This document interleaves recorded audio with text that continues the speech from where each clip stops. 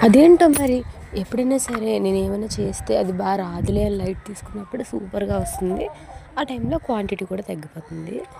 అయితే ఈరోజు నేను ఆలూస్‌తో పునుగుల్లా అదే స్పైసీ బాల్స్ చేద్దాం అనుకున్నాను.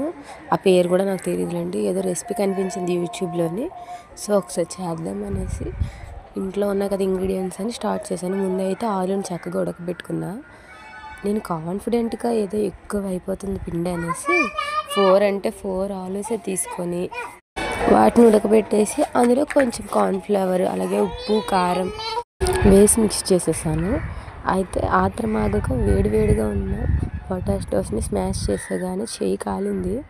ఇంకా తర్వాత ఆ పొటాటోస్‌ని ఆ పిండిని మొత్తం కలిపి ఆ ముద్దను చూస్తే నాకైతే ఫ్యూజులు ఎగిరిపోయాయి. ఇదేంట్రా ఇంత తక్కువ వచ్చి ఎవరి ముక్కలో పెట్టాలని.